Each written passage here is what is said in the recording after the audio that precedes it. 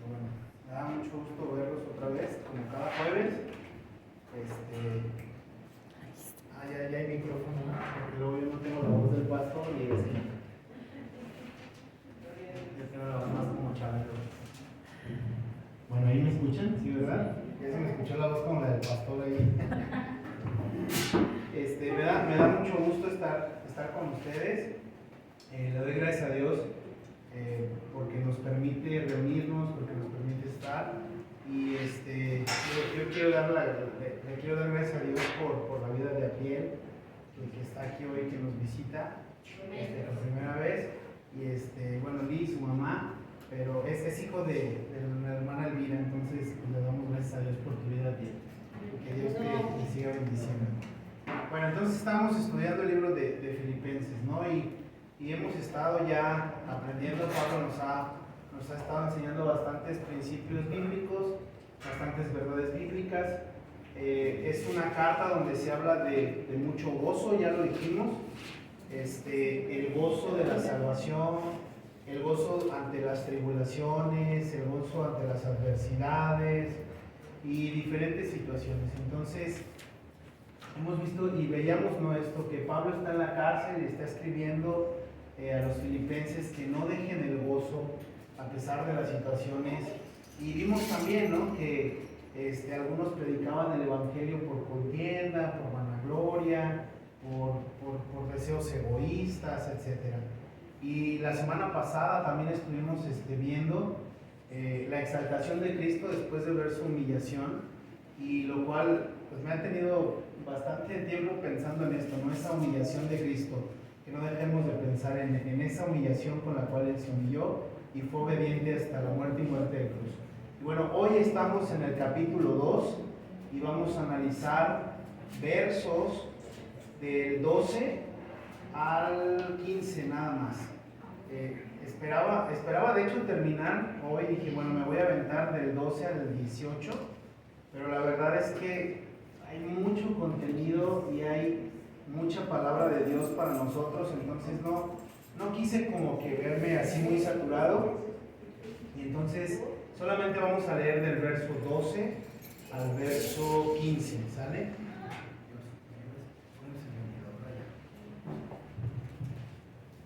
Bueno, dice: por tanto, amados míos, como siempre habéis obedecido, no como en mi presencia solamente, sino mucho más ahora en mi ausencia, ocupaos en vuestra salvación con temor y temblor.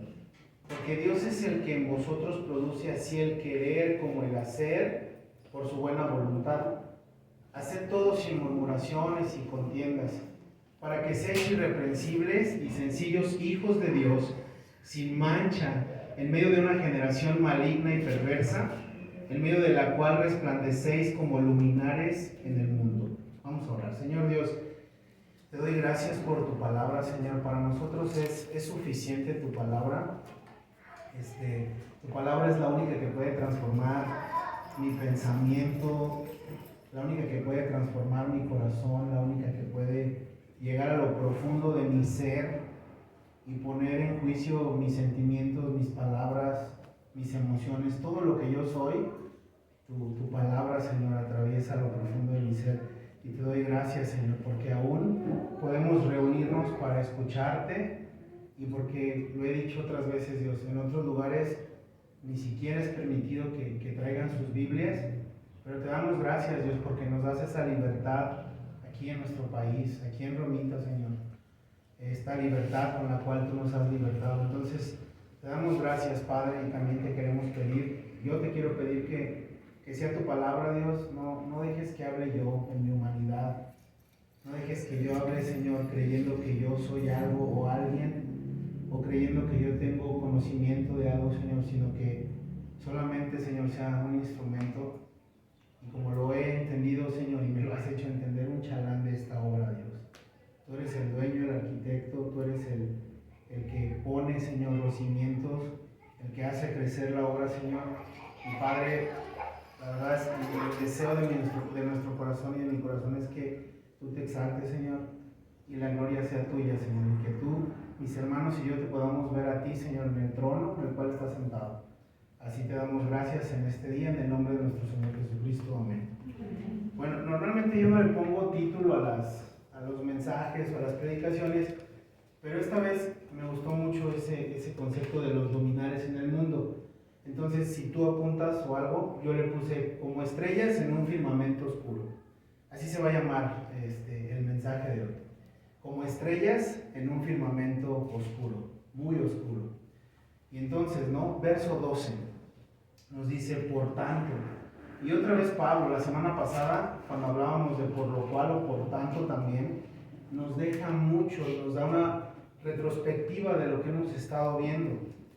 Entonces, ¿qué es por lo tanto? Pues primero Pablo nos dice que obedezcamos de la misma manera que cuando Él está presente. Entonces le da el mensaje a los filipenses y les dice, ustedes deben de ser obedientes y presentar esa obediencia como si yo estuviera presente. Pero la idea de Pablo va más allá de una obediencia ante una persona. La obediencia es este ejemplo que vimos también en la humillación de Cristo. Cristo fue obediente y su obediencia lo llevó a cargar la cruz, a morir en la cruz y vaciar y derramar su sangre y toda su deidad ahí en la cruz para pagar por nuestros pecados. Entonces, esta obediencia va más allá nada más de aparentar ser obediente. Ahora, la idea no solamente es que deben obedecer a Pablo, dice allí, por lo tanto obedezcan de la misma manera, y esto se refiere a una obediencia que tiene que ver con Dios. ¿Por qué?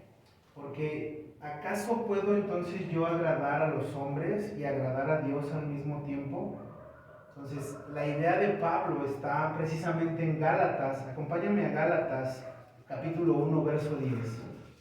Gálatas, capítulo 1, verso 10.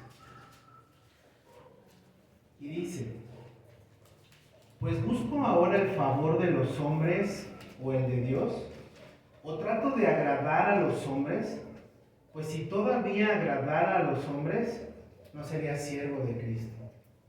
Y entonces, esta pareciera ser a veces una obediencia que está limitada a los ojos de los testigos que están alrededor de nosotros, en donde nos portamos bien cuando hay alguien, ponemos nuestros mejores modos, nuestra mejor sonrisa, y somos lo mejor cuando hay alguien presente. Pero Pablo da este mensaje en Gálatas y lo pone ahorita en perspectiva, ¿no? Trato de agradar a los hombres, busco el favor de los hombres, les sonrío a los hombres. Si eso hago, dice Pablo, entonces pues yo no soy un siervo de Cristo, yo no soy un siervo de Dios.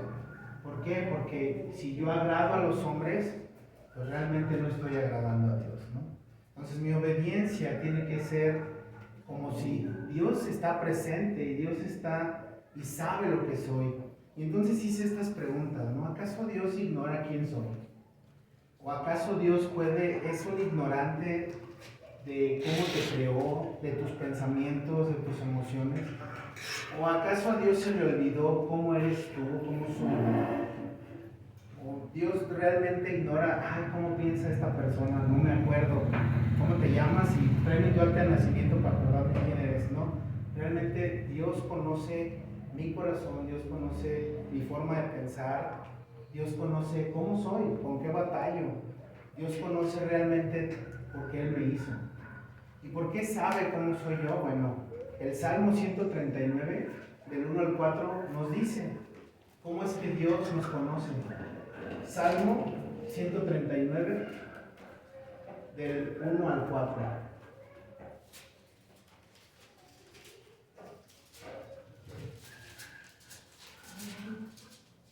Salmo 139, del 1 al 4. Dice así el Salmo: Oh Jehová, tú me has examinado y conocido. Tú has conocido mi sentarme y mi levantarme. Has entendido desde lejos mis pensamientos y has escudriñado mi andar y mi reposo. Y todos mis caminos te son conocidos, pues aún no está la palabra en mi lengua, y he aquí, oh Jehová, tú la sabes todas. Entonces, a veces, bueno, yo me comporto de una manera, y se los confieso, en donde, bueno, como si pudiera ignorar los atributos de Dios, que es omnisciente y omnipresente, está en todas partes, lo sabe todo. Y yo a veces actúo de esta manera, como si Dios no me fuera a ver, como si Dios no fuera a escuchar lo que estoy pensando, o si no Él supiera lo que estoy pensando. Y entonces a veces trato más de agradar la pupila o el ojo humano, pero realmente Dios me conoce. Dios sabe tus caminos. O sea, por más que yo he tratado de buscar atajos, Dios sabe cuando me quiero ir por un atajo y Él sabe dónde me voy por ese atajo. Y que cuantas veces he querido renunciar a este camino y cuantas veces he querido huir lejos de su presencia, hay otro salmo que lo dice: si me voy a el monte más alto, el pináculo más alto, ahí estás tú. Y si me voy al abismo más profundo, ahí estás tú. Entonces no podemos escondernos y podemos huir de su presencia, porque Él está en todas partes. Pero esta idea de Pablo también va todavía más allá. Entonces me surge esta idea, porque muchas de las veces nos han dicho que somos hipócritas por venir a la iglesia, o a veces pensamos, yo lo llegué a pensar y se lo llegué a decir mucho tiempo a Karina, ¿no? Ya hace 2 años, no sé, ya no voy a ir a la iglesia, soy un hipócrita, no cambio, entonces pues mejor me quedo en casa, me aviento unas series y pongo YouTube para poner un mensaje y callar mi conciencia. Pero la idea de la hipocresía no es el hecho de venir a la iglesia, porque qué bueno que vengamos a la iglesia y escuchemos a Dios. La idea de ser hipócritas es como cuando pensamos que podemos engañar a Dios. O sea, hay un término de hipócrita que cuando Jesús le dice a los fariseos, el término hipócrita tiene que ver con actor. Entonces los actores siempre están esperando lucir en el escenario y brillar en el escenario y obviamente llevarse los aplausos y robarle los aplausos a Dios. Pero realmente esa parte de ser hipócritas no tiene que ver con buscar a Dios. De hecho, eso es lo mejor que podemos hacer, buscar a Dios, no ignorar esa parte. El tema no está en venir a la iglesia, el tema está en que pienso que puedo engañar a Dios. Cuando ya vimos que Él conoce mis pensamientos, que Él conoce todo lo que yo pienso, todo lo que yo soy, entonces, ¿cómo debo de presentarme delante de Dios? Pues genuino, así como soy. Oye Dios, tú sabes con qué batallo, tú sabes cómo soy, tú sabes lo que me gusta, tú sabes, pues realmente tú me conoces, ¿no? No puedo engañarte, puedo a lo mejor poner mi mejor cara, ponerme un poco de perfume, yo no me maquillo, pero puedo ponerme un poco de perfume, y a lo mejor maquillar mi pecado un poco, y etcétera, ¿no? Pero realmente no puedo engañar a Dios. Entonces, ¿por qué tenemos que ser delante de Dios obedientes? Porque esa es la obediencia que agrada a Dios. Ahora, hay un ejemplo que me gustó de acuerdo a esta obediencia y de acuerdo a... Buenas tardes, bienvenidos. A esta parte de lo que llamamos hipocresía. Y este ejemplo también lo encontramos en Gálatas. Ve a Gálatas, capítulo 2, versos del 11 al 14. Gálatas, capítulo 2, capítulo 2, versos 11 al 14.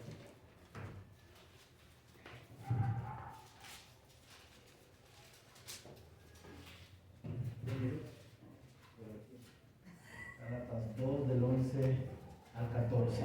Está un poquito largo, pero vamos a ver cuál es la idea de cuando a veces obedecemos más a los seres humanos o tratamos de agradar más a los seres humanos que a Dios mismo. Entonces dice, ¿no? Capítulo 2 de Gálatas, versos del 11 al 14. Pero cuando Pedro vino a Antioquía, Pablo hablando, dice, le resistí cara a cara, porque era de condenar. Pues antes que viniesen algunos de parte de Jacobo, comía con los gentiles, pero después que vinieron, se retraía y se apartaba, porque tenía miedo de los de la circuncisión. Y en su simulación participaban también los otros judíos, de tal manera que aún Bernabé fue también arrastrado por la hipocresía de ellos. Pero cuando vi que no andaban rectamente conforme a la verdad del Evangelio, dije a Pedro delante de todos, si tú siendo judío vives como los gentiles y no como judío, ¿por qué obligas a los gentiles a judaizar? Entonces, pues gracias a Dios por la vida de Pablo. Pablo le estaba dando un cachetadón a Pedro. y le dice, ¿qué onda contigo, Pedro? O sea, comes, estás bien a gusto con los gentiles, y vienen tus compas los judíos, y entonces eres otra persona. Cambias completamente. Y muchas veces, yo lo hablo por mí, o sea, a veces tenemos un lenguaje y una cultura cristiana. No está malo decir Dios te bendice. No está malo decir aleluya, gloria a Dios. No está malo eso. Pero tenemos un tecnicismo tan hecho a nosotros para que nos identifiquen los de allá afuera, para que vean que somos santos diferentes. Pero resulta ser que solamente es como un brebaje, un lenguaje, perdón. Nada más es algo, es un acervo que tenemos, pero realmente no es algo con lo cual nos identificamos. O sea, solamente ya lo estamos haciendo porque los demás lo hacen. Y Pedro es ese ejemplo. Pedro solamente está dando de qué hablar, ¿verdad? Cuando están los judíos, se comporta de una manera, y cuando viene Pablo y lo confronta, entonces, pues tiene que bajar la guardia y decir, la regué. Entonces, la idea de obedecer, lo que Pablo está hablando en Filipenses es esto. O sea, no debemos obedecer solamente cuando hay alguien presente, sino que debemos agradar a Dios cuando estamos en intimidad, cuando estamos solos, donde Dios nos conoce, donde Dios sabe quién realmente somos, donde mi esposa sabe que pues soy bien corajudo, ¿no? Va a decir amén, pero o sea, donde sabe, donde me conoce, donde sabe que fallo, y si ella lo sabe, pues Dios lo sabe mucho más.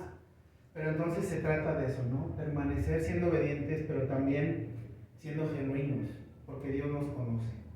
Y no solo eso, todavía la idea de la obediencia la vamos a llevar un poco más allá.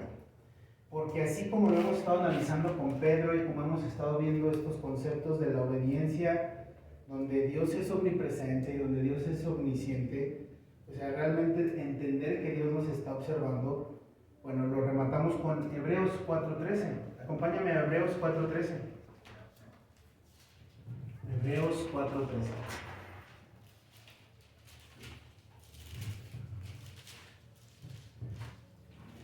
¿Por qué debo ser obediente entonces cuando hay alguien o cuando no hay nadie? ¿O por qué debo ser tal como soy? Hebreos 4:13 nos dice, y no hay cosa creada que no sea manifiesta en su presencia. Antes bien, todas las cosas están desnudas y abiertas a los ojos de aquel a quien tenemos que dar cuenta. Entonces pudiéramos también recordar un poco a Adán y a Eva, cuando entonces pecaron y entonces están ahí tejiendo, ¿verdad?, los diseños de modas de su época y haciendo con hojas de parra un buen vestido para cubrir su desnudez y su pecado. Pero realmente, aunque hicieron esto, pues ellos estaban desnudos delante del que les había creado, y nosotros igual. Debemos entender que aunque estamos cubiertos con ropa y que aunque podemos cubrirnos de muchas cosas, por ejemplo, yo puedo cubrirme de que estoy aquí ahorita predicando, dando la palabra. Puedo cubrirme de que voy y hago evangelismo. Puedo cubrirme de obras. Puedo cubrirme de cosas, ¿no? Pero realmente Dios conoce mi corazón y sabe que estoy desnudo. Ninguna buena obra, o sea, porque las buenas obras Dios las ha preparado desde antes, pero ninguna buena obra puede taparme o cubrirme. Más adelante veremos que lo único que me cubre, pues, es la sangre de Cristo, ¿no? Y es lo único que me tiene lavado y limpio delante de Dios, a pesar de mi desnudez. Y bueno, regresamos nuevamente a Filipenses. Filipenses capítulo 2, y seguimos estando en el verso 12.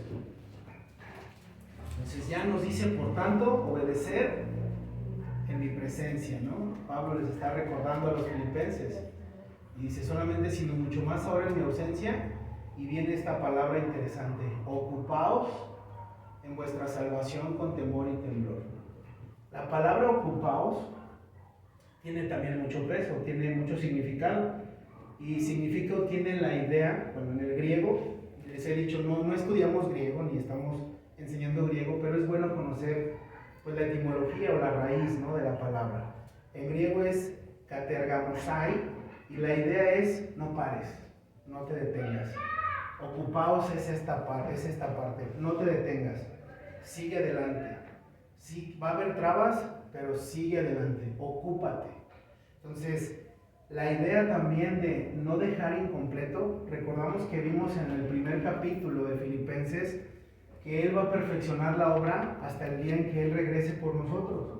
Y podemos descansar en esa promesa que Él va a venir.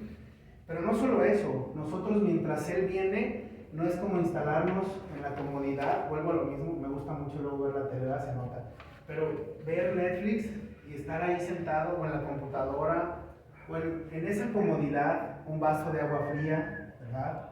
Una buena botana, y enciendes televisor, y aquí te espero, Señor Jesús, hasta que tú vengas, ¿no? Entonces la idea es, dice Pablo, ocúpate de tu salvación. ¿Cómo podemos ocuparnos de nuestra salvación entendiendo la palabra o el idioma, bueno, el original en la palabra, el vocablo en griego? De ocuparte, de no dejar incompleto, de seguir hasta adelante. La idea se complementa con Hebreos 12.1. Ve a Hebreos 12.1. Hebreos 12.1.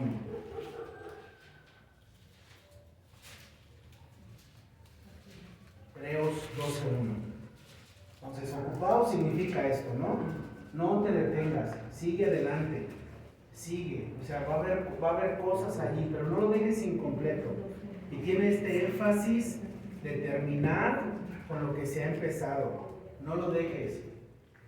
Antes de leer el versículo, yo te puedo decir que yo soy una persona que he sido muy inconstante en mi vida. A veces he dejado las cosas a medias. No a veces, muchas veces, ¿no? Y mi esposa también lo sabe, digo, la pongo de testigo porque ella sabe que soy el hombre de mañana te arreglo eso. Y mañana pongo el foco, mañana pinto, mañana lo hago. Te juro que, yo no, ya mañana, y mañana, o sea, así me la voy llevando. Pero Pablo por eso dice, enfócate, ocúpate, no te detengas. Y Hebreos 12.1 dice, por tanto nosotros, también teniendo en derredor nuestro tan grande nube de testigos, despojémonos de todo peso y del pecado que nos asedia y corramos con paciencia la carrera que tenemos por delante. Y entonces esta es la idea, corre con paciencia. Esta es una carrera que algún día va a llegar a su meta. Algún día vamos a estar en la meta. La meta es ese listón que estamos por atravesar y que algún día detrás de ese listón va a estar Jesús esperándonos con los brazos abiertos. Y va a decir, bien corrida esa carrera. Ven, toma agua y reposa un rato, ¿no? Y entonces podremos entrar a esa presencia de Dios, pero aquí la idea es clara, corre. Ahora, correr con paciencia, pues tiene su chiste. Después de un largo tiempo de estar ahí en el sillón, me propuse de verdad el irme a trotar, lo que sea. Antes botaba, ahorita ya troto, pero aquí a la vuelta en el de la Purísima, aquí en el fraccionamiento, ya me dejan entrar. Y bueno, ahí me pongo a trotar, ¿no? Y algo que entendí, las primeras días quería como acelerarme y correr rápido. O sea, quería hacer todo lo que no había hecho en un año. Pero algo que he entendido es que tengo que ir a un paso, mantener ese paso, ¿verdad? Porque trotar es eso, correr con paciencia, no acelerarme. O sea, no estoy corriendo la carrera de alguien más. Y me pasaba, porque si veía a alguien correr, o sea, alguien a lo mejor más delgado, más atlético, yo quería seguir su paso, ¿no? Y no, pues ¿cuándo? Entonces la idea es esta, corre, ocúpate, pero con paciencia. No corras la carrera, no estás corriendo la carrera de alguien más. No te estás poniendo los tenis de alguien más. No, tu meta, o no tienes que ser igual a alguien más. Tú estás corriendo tu propia carrera que Dios te ha dado en el llamamiento a la salvación. Entonces tú ocúpate de tu carrera, no tienes que ir al nivel de otros hermanos o de otras personas. Tú tienes que correr al paso que Dios te ha dado. Entonces ve, pero aquí el punto es, ocúpate y no pares. No pares, no desistas, no digas, ya me cansé, me regreso a ver Netflix y me regreso a bien a gusto. La idea es, no pares. Acuérdate que también vimos en Filipenses, en el capítulo 1, que muchos van a correr esta carrera con decisiones ambiciosas, o van a perseguir esta carrera para ser vistos y aplaudidos. Otros van a correr esta carrera para que digan, wow, qué padre corre. Algunos otros van a correr la carrera con paciencia, por amor al Evangelio. Pero sabemos que Pablo ya nos lo dijo, algunos corren por vanagloria, otros por contender, etc. Pero aquí estamos hoy viendo que tú tienes que correr tu carrera con paciencia. No puedes compararte con nadie más, no es el llamado, ¿no? Ahora, si tú ves esto de ocuparte, y la palabra ocupaos, también tiene que ver, o tiene la idea, de ese deportista o atleta de alto rendimiento. ¿Cómo se ocupa un deportista de alto rendimiento? Pues va al lugar de ejecución. ¿Dónde va el corredor? Pues a la pista, ¿no? Va ahí, tiene que estar ejercitándose ahí. ¿A dónde va el nadador? Pues va a la alberca, ¿no? Y en la alberca ejerce ahí se disciplina sus músculos y está ejercitándose. Tú y yo, ¿dónde es nuestro lugar de ejercitarnos? Esta vida. La vida que Dios nos ha dado por un tiempo, donde somos pasajeros nada más de esta vida. Este escenario en el cual estamos nosotros ejercitándonos, estamos cada día ocupándonos de esta carrera que estamos corriendo con paciencia. Pero la idea también es que como Pablo lo está viendo como un atleta, ¿qué hace un atleta? No va a correr la carrera el día de mañana y hoy se echa una bolsa de chetos y más tarde se echa unos tacos de pastor o de tripas y entonces mañana pues no creo que llegue a la meta. ¿Cómo se ocupa entonces la persona? Ya vimos que tenemos que correr con paciencia. Entonces, ¿cómo me ocupo? Bueno, Primera de Timoteo 4, 7 al 8. Primera de Timoteo capítulo 4, versos del 7 al 8. Y entonces Pablo le dice a Timoteo, la siguiente manera es esta: ocuparte de tu salvación como el atleta es esto. Dice, desecha las fábulas profanas y de viejas, ejercítate para la piedad, porque el ejercicio corporal para poco es provechoso, pero la piedad para todo aprovecha, pues tiene promesa de esta vida presente y de la venidera. Entonces, ¿qué tenemos que hacer? Pues desecharnos de aquello que no nos sirve. Me debo de desechar de fábulas. Oye, pero ya tengo mucho, ya salí de la primaria y ya no leo fábulas. Bueno, hay muchas fábulas. YouTube tiene fábulas, Netflix tiene fábulas. Las canciones que escuchamos a veces tienen fábulas. Y hay muchas personas que hablan y cuentan fábulas, leyendas. Pero Pablo dice, si te quieres ocupar de ser ese atleta que va a correr con paciencia y llegará a la meta de su salvación, tienes que desechar aquello que no te sirve. Deséchalo, desecha las fábulas.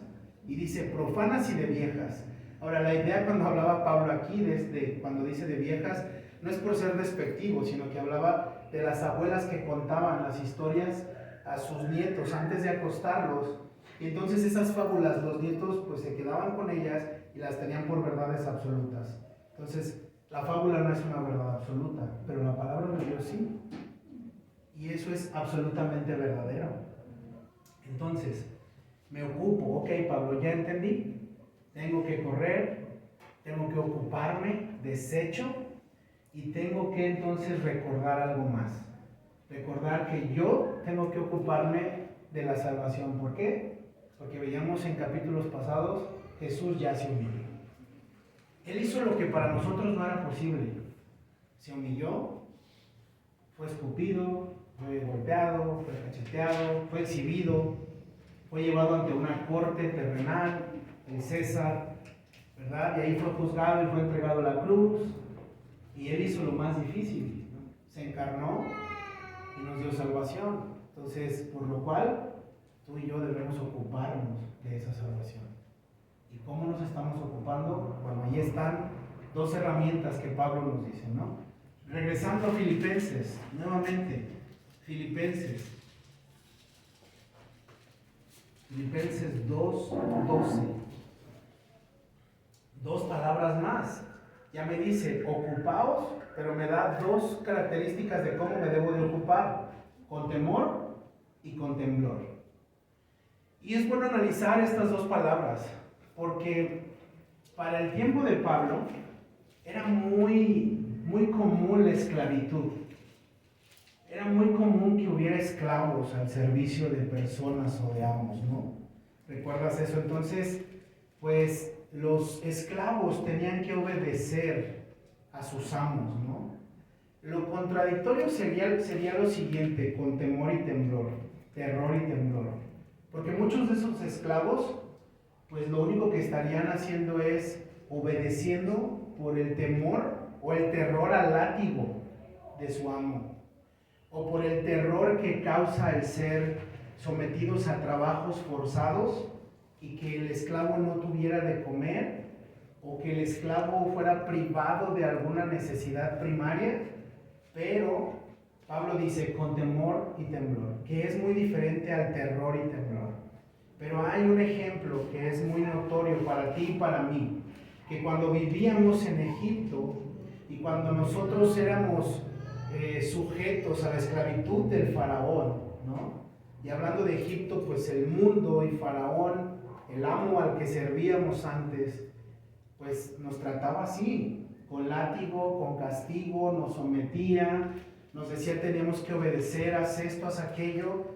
Pero entonces viene Jesús en su humillación y entonces viene, nos rescata y se convierte en nuestro amo. Y en todo este tiempo Jesús nunca nos ha dado así con el látigo. Jesús no ha sido ese amo el cual nos ha traído en trabajos forzados, en lugares de deshonra. Al contrario, nos ha puesto en lugares de honra y de gracia. Pero tenemos un ejemplo de cómo es eso de servir a un amo por temor y por terror, sobre todo, por miedo. Bueno, ¿dónde encontramos este ejemplo? Éxodo, capítulo 2, verso 11. Éxodo 2.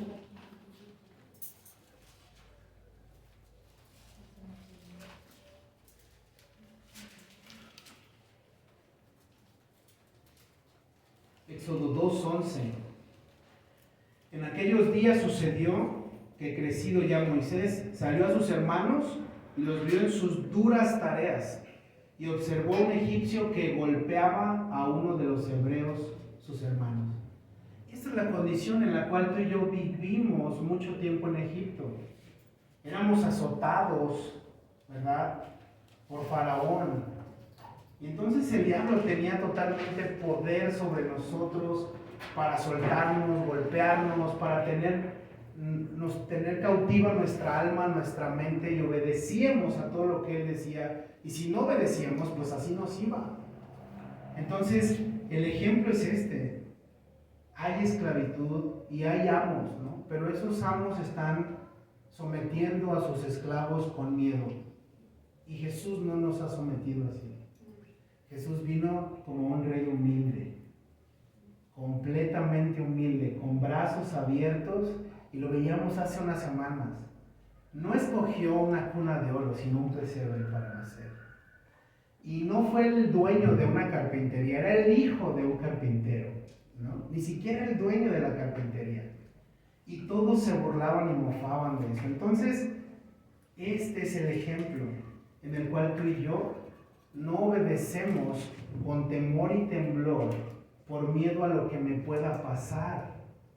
No es que yo obedezco a Dios porque no, Dios es terrible y me va a dar de latigazos. Mejor obedezco. El amor, más bien, el obedecer y ocuparme de mi salvación con temor y temblor, es obedecer con amor, en respuesta al amor con el que Jesús me salvó. Porque Él no llegó y me dijo, ten, agarra esta Biblia, cambia tu vida, pecadorazo. Nunca fue así. Jesús no llegó y me dijo, tú nunca vas a cambiar. Ha tenido tanta paciencia de mí hasta el día de hoy. No sé de ti, pero de mí ha tenido tanta paciencia. Y Él no llegó así como este egipcio y me empezó a patear. No, Él solo llegó con su amor y me dijo, tengo algo diferente para ti. Y entonces, ahí está Jesús. No podemos dejar de ver a Jesús en esto, con temor y temblor. Porque por más que trato, ¿no?, de poner en otro panorama, siempre viene Jesús. Y ahí está Jesús. Siempre decimos en las clases de niños o de jóvenes, la selfie de Jesús. ya sea del Antiguo o del Nuevo Testamento, siempre encontramos a Jesús. Porque no nos predicamos a nosotros mismos, ¿cierto? No hablo de mis logros ni de mis fracasos, hablo de Jesús. ¿Y cómo puedo hablar entonces de Jesús con temor y temblor? ¿Cómo puedo obedecer a Jesús? ¿Cómo es que puede surgir de mí ese amor en respuesta a su amor de Él? No porque yo sea un hombre de amor, sino porque Él es amor. Entonces, un ejemplo donde yo puedo entender más de su humillación es Ezequiel. Ve Ezequiel capítulo 28. Ezequiel 28. Ezequiel capítulo 28 versos 7 y 8. Ezequiel 28, 7 y 8.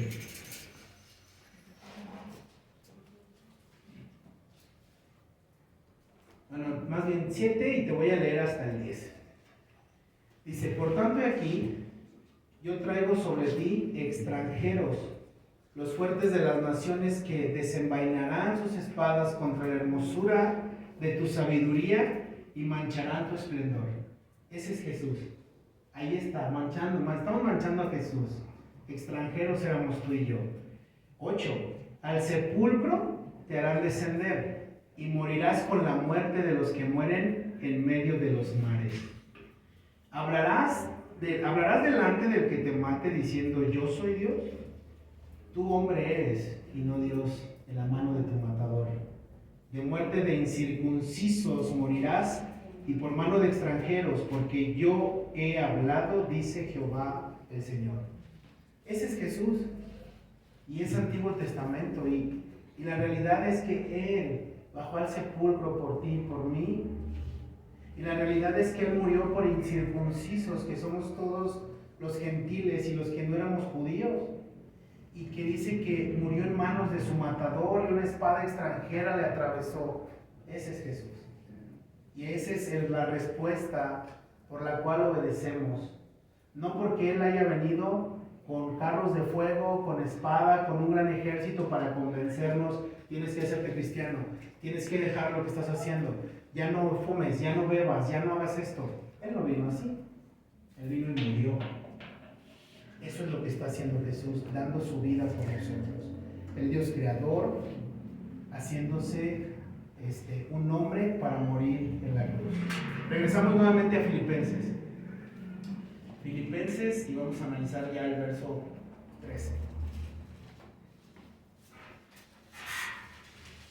Filipenses 13. Porque Dios es el que en vosotros produce así el querer como el hacer por su buena voluntad. Entonces, la idea sería la siguiente, porque la voluntad de hacer las cosas no está en nosotros, sino en Dios. O sea, no amanecí un día, ni amanecimos nosotros y dijimos, hoy voy a ser bueno y diferente. La realidad es que la Biblia dice que en Jeremías tu corazón y mi corazón son perversos.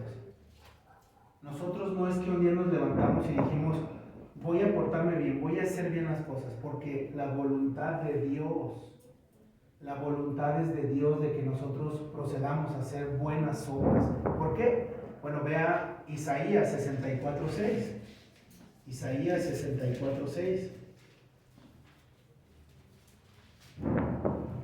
Isaías 64:6 dice, si bien todos nosotros somos como suciedad y todas nuestras justicias como trapo de inmundicia, y caímos todos nosotros como la hoja, y nuestras maldades nos llevaron como viento.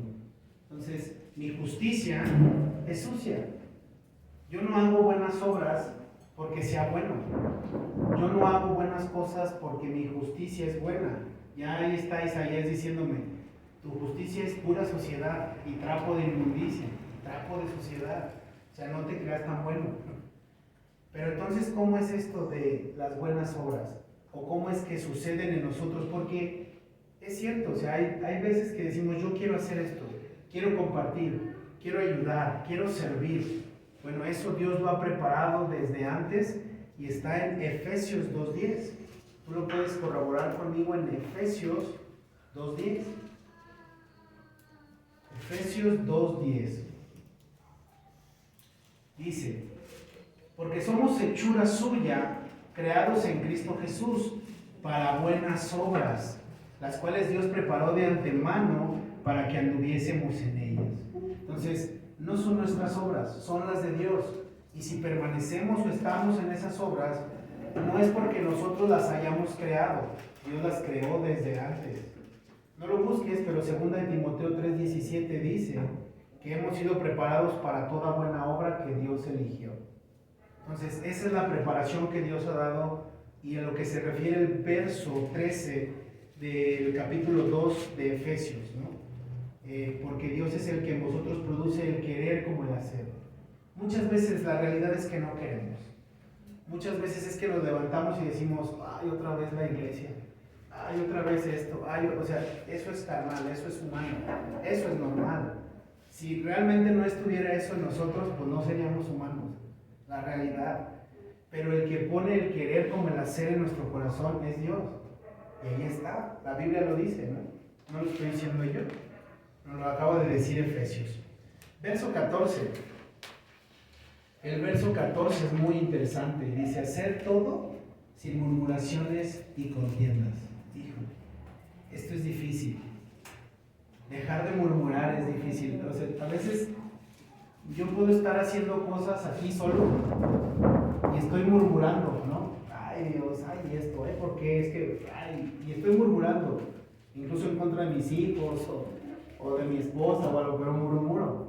Entonces la idea de Pablo, donde dice que hagamos todo sin murmuraciones y contiendas, es enseñarnos en esta actitud del murmullo. ¿Por qué? Porque el murmullo significa descontento. La Canela también quiere escuchar. Pero bueno, entonces significa descontento. El murmullo significa que estoy descontento, ¿no? Y entonces comienzan los murmullos de oído en oído.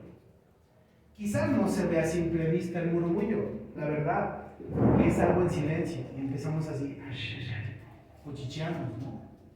Pero a veces este murmullo puede tomar tanta fuerza en la congregación o puede tomar tanta fuerza en nuestro corazón que al final lo único que vamos a estar escuchando es el fuerte ruido de ese murmullo y vamos a dejar de escuchar la voz de Dios.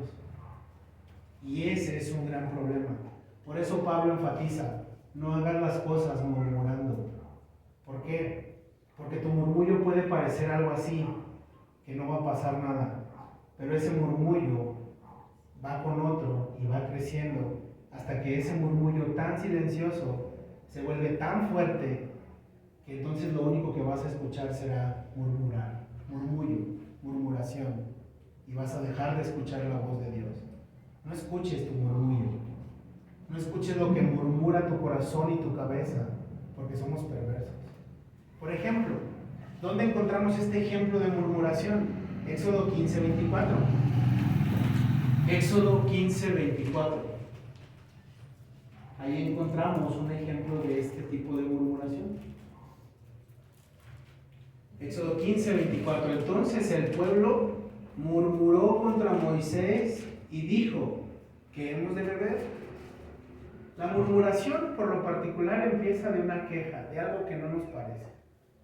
Y lo hemos entendido, los seres humanos somos quejosos. Somos muy quejosos. Es que hace mucho calor, es que a esa hora que me invitaste está el sol, es que va a jugar el León, ¿no? O va a jugar el Frustra Azul, etc. Y pues no, o sea, o tengo otras cosas que hacer, y mira, es que esto, y empezamos con la queja. Y la queja nos va a llegar a murmurar, y a Dios no le agrada el murmullo. Números 16:41, ahí adelante, Números 16:41.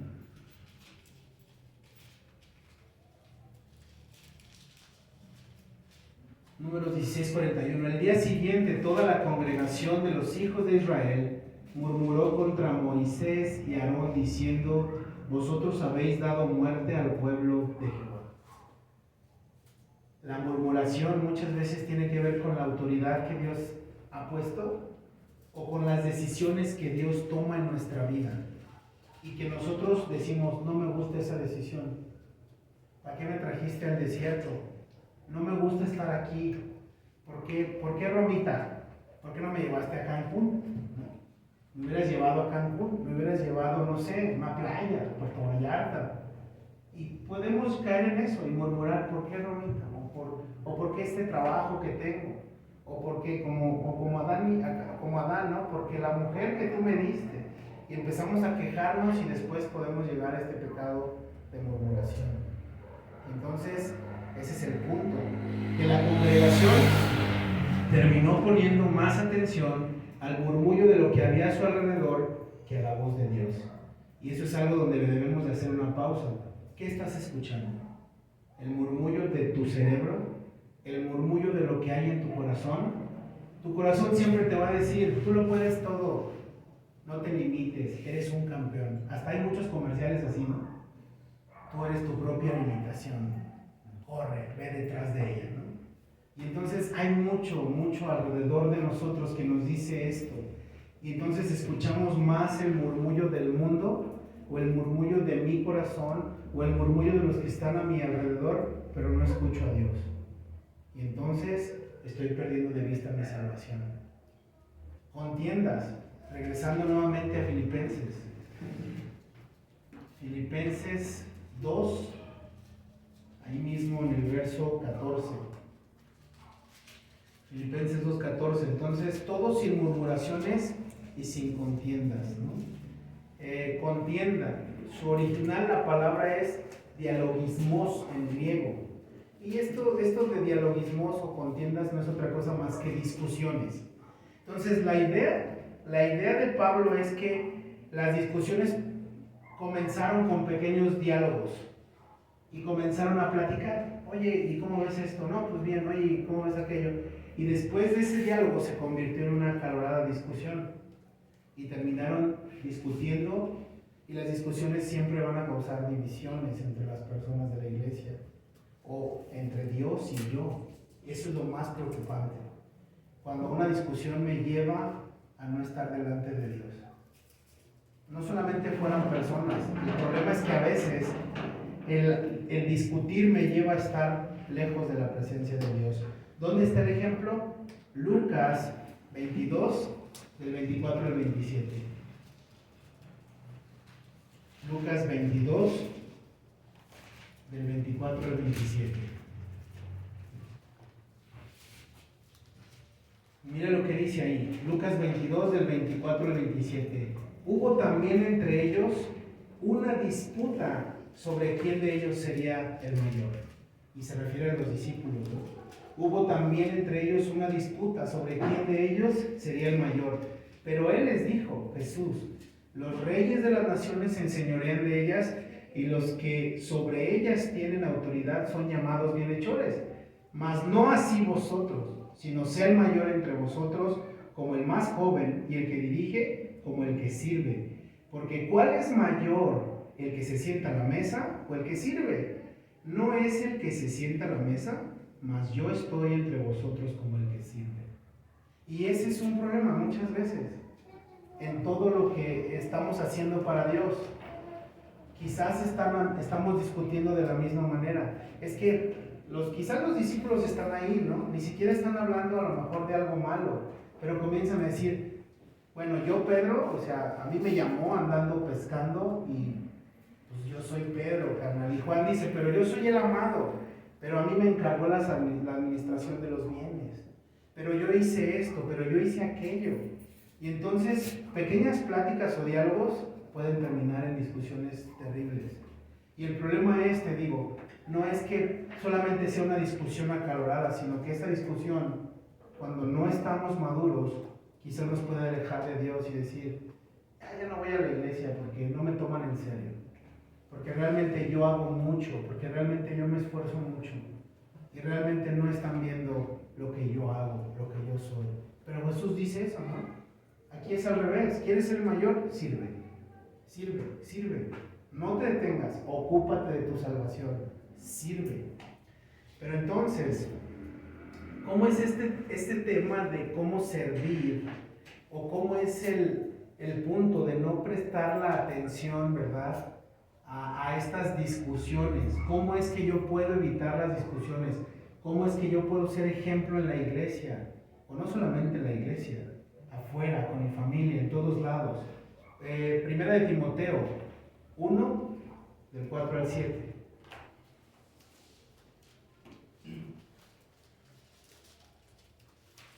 Primera de Timoteo 1, del 4 al 7.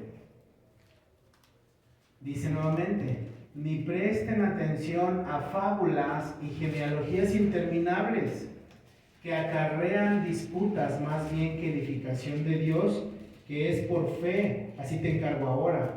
Pues el propósito de este mandamiento es el amor nacido de corazón limpio y de buena conciencia y de fe no fingida, de las cuales cosas, desviándose algunos, se apartaron a vana palabrería, queriendo ser doctores de la ley, sin entender ni lo que hablan ni lo que afirman. Y entonces ahí tienes a personas discutiendo sobre cosas que no se deben de discutir. La coinonía, según Hechos, o el crecimiento de una iglesia no está en cuánto sé yo más, cuánta capacidad tengo, cuánto me he preparado, si tengo un título en teología, si tú no lo tienes. Eso no es el tema. El tema es que no prestes atención a fábulas, a genealogías, a discusiones interminables que solo te van a llevar a algo que no es amor. Entonces, no debo poner atención a eso. Eso es lo que está diciendo Pablo. Sin murmuración, sin contiendas. Ok, bueno, está bien, Pablo, lo entiendo. Filipenses, nuevamente, verso 15, donde nos quedamos. Verso 15 de Filipenses, capítulo 2.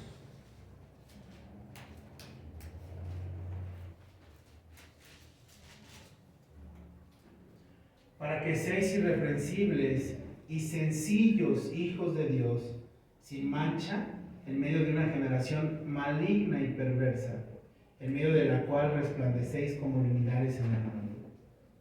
Entonces dice, y entonces haciendo esto, ustedes serán irreprensibles, irreprochables, sin mancha.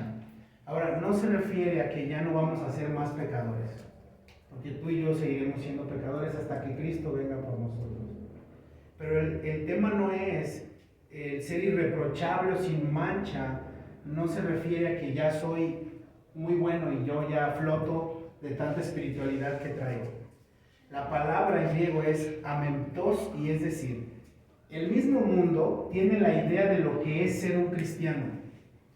O sea, tú le preguntas a alguien y el mundo te va a decir, bueno, los que no están tan viciados y te van a decir, pues un cristiano es una persona que busca a Dios, es una persona que habla de Dios. Aquí el punto sería, yo entiendo lo que es ser un cristiano, porque los de afuera pueden saber qué es ser un cristiano y pueden tener la idea de que puedo ser irreprensible o puedo no tener mancha quizás, pero yo la tengo. Yo tengo esa idea, no lo sé, pero Romanos 8, 19, 23. Romanos 8, del 19 al 23, nos dice esta idea de ser irreprensibles y por qué realmente tengo que presentarme de esta manera, o por qué Dios me ha presentado irreprensible. Y en efecto, sí se refiere a testimonio, y es algo que la verdad sí nos cuesta mucho. Yo lo hablo por mí, me cuesta el testimonio, me cuesta realmente, o sea, caminar, ser diferente, me cuesta eso, me cuesta mucho, pero sí tiene que ver con testimonio. Entonces, Romanos 8, 19, 23, porque el anhelo ardiente de la creación es el aguardar la manifestación de los hijos de Dios, porque la creación fue sujetada a vanidad, no por su propia voluntad, sino por causa del que la sujetó en esperanza. Porque también la creación misma será libertada de la esclavitud de corrupción a la libertad gloriosa de los hijos de Dios. Porque sabemos que toda la creación gime a una y aún está con dolores de parto hasta ahora. Y no solo ella, sino que también nosotros mismos, que tenemos las primicias del Espíritu, nosotros también gemimos dentro de nosotros mismos, esperando la adopción, la redención de nuestro cuerpo. Es decir, la gente está en espera de nuestro resultado de la redención. A la gente les hemos dicho tantas veces, Cristo me salvó, Cristo me redimió. La gente está expectante de esto. Y no solamente de esta segunda venida de Cristo, sino que mientras Él viene, estemos ocupados de nuestra salvación. Mientras Él viene, demos ese fruto de nuestra salvación. Mostremos a Cristo. Viene esa pregunta. En mi vida es el escenario donde Cristo brilla, o brillan más mis sueños, mis anhelos, o brillan más mis deseos. ¿Qué está brillando? ¿Realmente brilla Cristo en mí? ¿Realmente brilla su obra de redención? ¿O solo está brillando mi humanidad? ¿O solamente incluso agarro esto del cristianismo para brillar, pero no dejo brillar a Cristo? Esa es una pregunta que debemos hacernos. ¿Qué está pasando con nosotros? Y después dice otra palabra ahí: sencillos hijos de Dios. Regresamos a Filipenses nuevamente. Sencillos hijos de Dios. Me gusta esa palabra. Me gusta esa palabra ahí en Filipenses cuando se refiere a sencillos hijos de Dios. ¿Por qué? Porque sencillos aplica el original, que es akeiraos, y significa que los hijos de Dios no debemos de ser adulterados. Es decir, esto tiene lo de una sustancia, es una sustancia que no se altera, que permanece tal como es. ¿Recuerdas? En el inicio lo hablábamos. No solo me porto bien porque alguien me vea, sino que yo soy tal cual soy, con mis defectos, con esa lucha de cada día, donde estoy luchando porque Dios, para cuando Dios regrese, me encuentre así, luchando en esa salvación y ocupándome de esa salvación. Pero ser sencillos tiene la idea de esto, de no afectar la pureza con la que Cristo me ha purificado. Tiene la idea, ahora no significa que no me voy a equivocar, no significa que estoy poniendo un estándar hacia arriba, significa, ¿verdad?, que debo permanecer tal cual soy hasta que Él venga. Tal cual soy no significa que no debo de esforzarme por cambiar, pero esto tiene que ver con que no debo de dar apariencias, no debo de moverme por apariencia ante alguien. Entonces, ¿cuál es esa pureza? Romanos 12:9. Romanos 12:9 me dice cómo es esa pureza en la cual yo debo de estar y cómo es que me debo de ser alguien sencillo. Ahí lo dice, alguien sencillo, no tratar de ser alguien que no soy.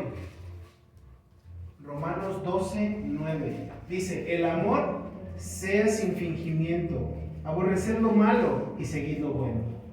Tiene que ver con esto, no debo de fingir, no puedo estar fingiendo realmente. O sea, Dios, ya lo vimos hace rato, Dios conoce mi caminar, mi sentarme, mis pensamientos, todo lo sabe de mí. Entonces no puedo fingir que me equivoqué, no puedo fingir lo que pensé, tengo que ir delante de Dios a entregarlo. Eso se refiere a ser sencillo. No puedo fingir estar aquí delante de ustedes y decir: yo soy muy bueno, yo no me equivoco, ustedes son pecadores. No puedo hacer eso. Eso sería una mentira total. Y a eso se refiere Dios, a que debo de ser sencillo, porque eso es ocuparme de mi salvación. Ahora, no trates de igualarte a nadie. Esto entiéndelo en tu corazón. No trates de ser como alguien. Hace rato veíamos: corre tu carrera con paciencia y no corras la carrera de alguien más. ¿A qué se refiere esto? No trates de, es que fulano de tal, o sea, habla bien padre, ora bien chido, no, él es un super cristiano. Lo he dicho otras veces, no existen los super cristianos. Existimos los super fracasados, pero los super cristianos no existen. Cristo no nos enseña esto, nos enseña a ser sensibles. ¿Por qué? Porque la medida no es otro ser humano mortal igual que tú. Si te comparas con alguien más igual que tú, estamos fallando. Si me comparo con alguien y digo, ese es mi concepto de bondad, estoy fallando. Porque mi medida está en Efesios 4, 13 al 14. Efesios 4, del 13 al 14. Efesios 4, versos 13 y 14, dice: hasta que todos lleguemos a la unidad de la fe y del conocimiento del Hijo de Dios, a un varón perfecto, a la medida de la estatura de la plenitud de Cristo, para que ya no seamos niños fluctuantes llevados por donde quiera, de todo viento de doctrina, por estratagema de hombres que para engañar emplean con astucia las artimañas del error. ¿Qué quiere decir esto? Mi comparación no debe de estar con un hombre, porque si me comparo con un hombre, entonces voy a ser arrastrado por el error de ese hombre, y cuando ese hombre se equivoque y se caiga, yo me voy a caer.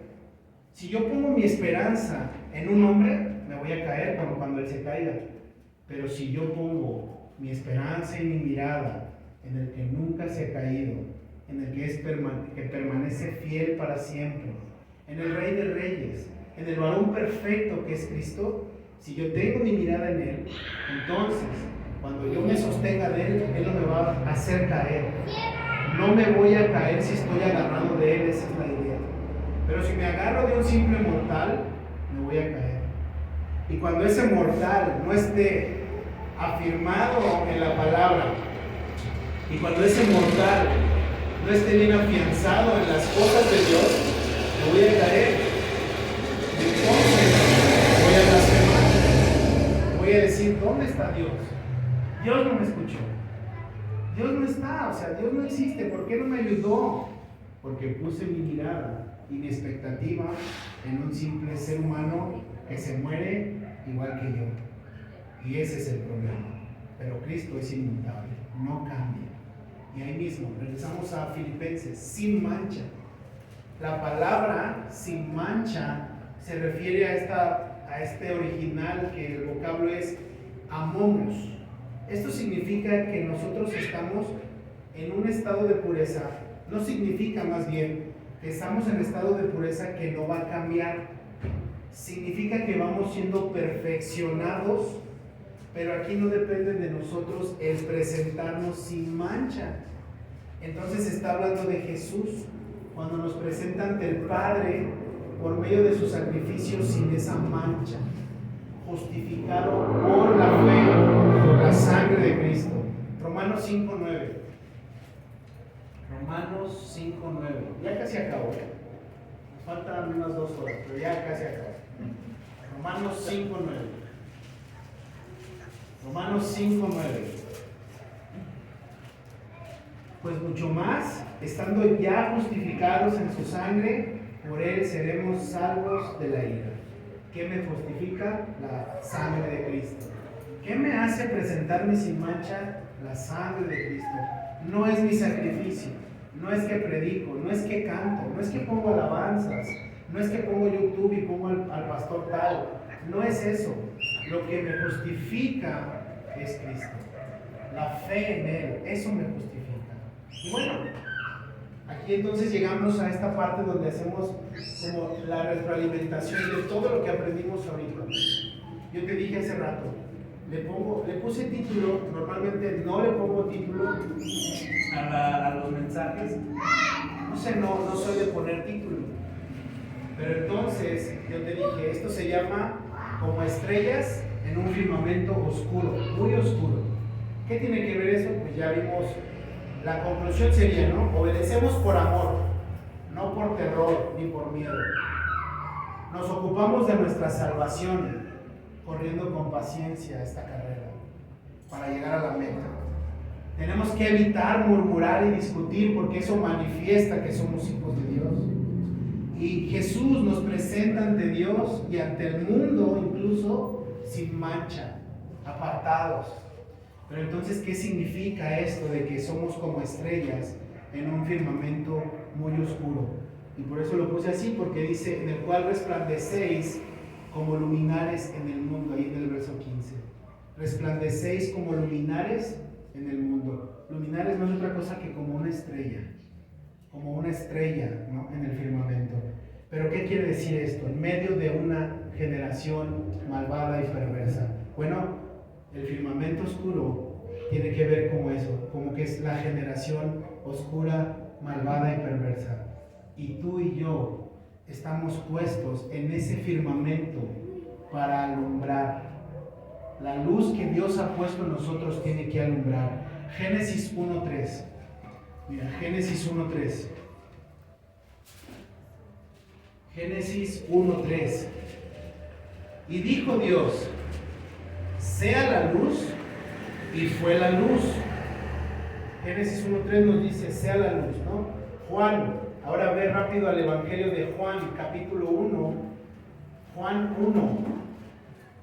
Ya me voy a ir esto más rapidito para ya acabar. Juan 1, del 4 y 5.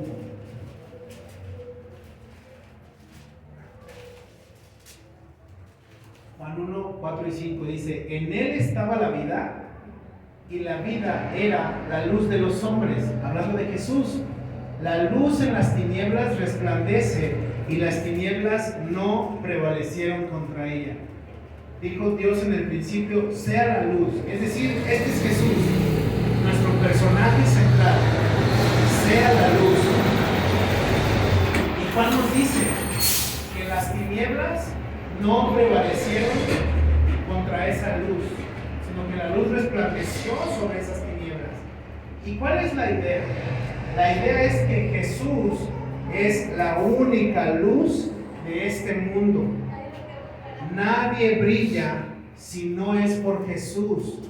Él es la luz que en la creación era necesaria después de tantas tinieblas y tanto caos. ¿Por qué? Génesis 1, 14, 15. Génesis 1, 14, 15. Génesis 1, 14, 15. Dice, dijo luego Dios, haya lumbreras en la expansión de los cielos, para separar el día de la noche, y sirvan de señales para las estaciones, para días y años. Y sean por lumbreras en la expansión de los cielos, para alumbrar sobre la tierra, y fue así. Dios nos ha dejado en este mundo oscuro para brillar. Pero la luz que brilla en nosotros no es de nosotros. La luz es de Jesús. Y tenemos que brillar. ¿Por qué? Porque si tú te das cuenta, las tinieblas están con todo nuestro mundo. Ermita, Silao, Guanajuato, todo Guanajuato está en tinieblas.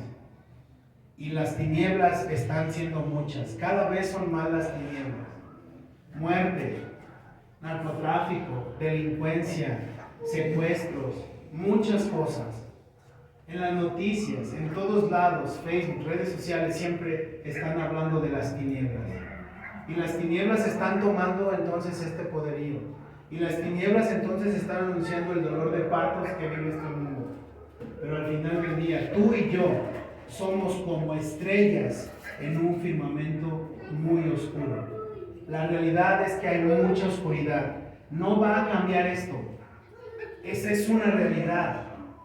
Estamos puestos en ese firmamento para alumbrar. Pero recuérdalo, tú y yo, como luminares del mundo, no brillamos por nuestra propia luz. Juan, para terminar ya casi, Juan 1, del 6 al 9. Juan 1, del 6 al 9. Dice, hubo un hombre enviado de Dios, el cual se llamaba Juan. Este vino por testimonio, para que diese testimonio de la luz, a fin de que todos creyesen por él. No era él la luz, sino para que diese testimonio de la luz, aquella luz verdadera que alumbra a todo hombre, venía a este mundo. Juan no era la luz, tú y yo no somos la luz, pero Dios le plació poner en ti y en mí esa luz para que los demás crean en esa luz. Somos testigos en este mundo de tanta oscuridad. Entonces no somos la luz. La noche está muy pesada, la oscuridad se alcanza a ver. Y voy a terminar con el siguiente versículo ya. Ahora sí te lo prometo. Hay una generación oscura y perversa. Y parece ser que las tinieblas nos están tomando ventaja. Pero la luz de Jesús no puede ser apagada por nada. Ni por la oscuridad más intensa y densa que haya aquí en Romita y en todo Guanajuato. Nadie, escúchalo hermano, nadie puede apagar esa luz de Jesús. Hace un tiempo fuimos a un campamento de jóvenes y allá estábamos en un lugar que se llama Shumo, allá en la sierra. No había luz, no había nada, ni señal de teléfono, pero se veía un firmamento donde brillaban esas estrellas. Tú y yo estamos puestos así, en una generación de oscuridad, donde parece ser que no hay brillo, no hay luz, donde no va a amanecer. Pero mira, para terminar, Romanos 13, del 12 al 14. Romanos 13. Romanos 13, 12 y 14. Romanos 13, versos 12 y 14. Mira lo que dice Pablo. La noche está avanzada y se acerca el día. Desechemos pues las obras de las tinieblas y vistámonos las armas de la luz. Andemos como de día, honestamente, no en glotonerías y borracheras, no en lujurias y en lascivias, no en contiendas y en envidia, sino vestíos del Señor Jesucristo y no proveáis para los deseos de la carne. Hermanos, la noche está avanzada, muy avanzada, lo cual significa que la luz va a brillar en ese amanecer de tanta tiniebla y tanta maldad. ¿Oramos? Señor Jesús, te doy gracias en este día, porque tú brillas más, Señor, que cualquier tiniebla. Ninguna tiniebla te puede apagar. No hay alguna tiniebla que pueda prevalecer contra ti, Señor. Porque tú eres una luz, Señor, que está por encima de todo, Dios. Y te doy gracias, Jesús, porque a pesar de ser perversos y a pesar de que nosotros no somos dignos, un día nos escogiste para que nosotros lleváramos luz en nuestro corazón y pudiéramos alumbrar a otros que están en tinieblas y en oscuridad. Porque nunca se ha tratado de débiles humanos, de seres humanos que fallamos. No se trata de nosotros, se trata de tu luz, de la luz que brilla en ese día maravilloso en el cual tú te humillaste por mí. La luz es que tú moriste por mis pecados, la luz es que tú derramaste tu sangre y tu vida por mí y por mi pecado. Yo no podía pagarte, tenía una deuda grandísima y estaba muy lejos de estar cerca de ti. Pero un día tú quisiste llevarme a tu luz y en esa luz hoy podemos descansar y contemplar, y esa luz quita toda tiniebla de nosotros. Sé glorificado y sé exaltado en todo momento, en el nombre de nuestro Señor Jesucristo. Amén.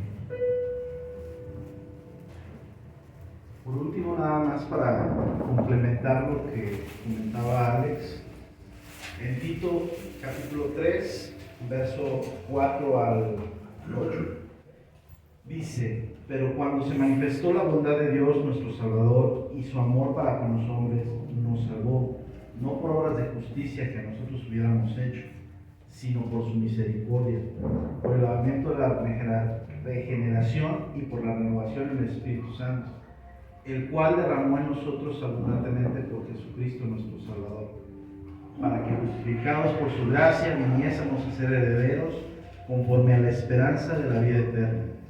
El verso 8 es el más importante. Palabra fiel es esta, y en estas cosas quiero que instas con firmeza, para que los que creen en Dios procuren ocuparse en buenas obras. Estas cosas son buenas y útiles a los hombres. Oramos. Padre eterno, te damos gracias, Señor Jesús. Gracias por tu fidelidad, gracias por tu amor, Señor Jesús.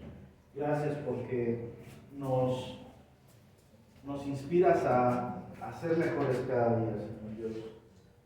Nos inspiras a tener esa fortaleza, ese amor, esa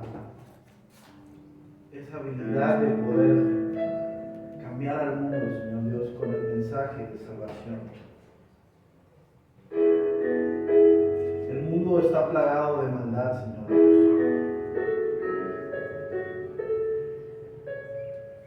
Y no queremos eso para nuestros hijos, Señor Dios, para las futuras generaciones, Señor Dios. Queremos que tu gracia y tu por siempre y para siempre, Señor Dios. Y yo lo sé y no lo dudo, Señor, porque tú eres un Dios de gracia y misericordia. Gracias, Señor Jesús, por tanto amor que tenemos por ti, Señor. Gracias, Señor Dios, porque no tengo palabras, Dios, para poderte bendecir tu nombre, Dios, con tantos atributos que tienes tú, Señor. Gracias, Señor.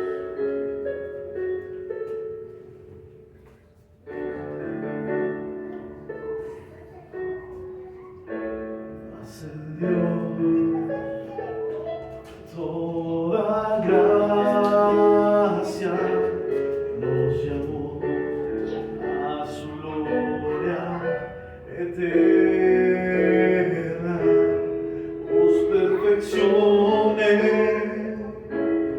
y afirme, fortalezca y establezca. A Él sea la gloria, a Él sea el imperio por los siglos de los siglos. Amén. Amén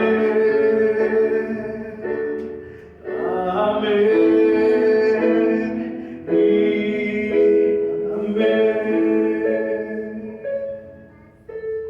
Señor Dios, nos despedimos esta noche, sin obstante, porque este mensaje haya llegado a nuestros corazones, Señor. Gracias por tu palabra, Señor Dios, porque nos confronta, nos desnuda, nos reta, nos ayuda a ser mejores cada día, Señor.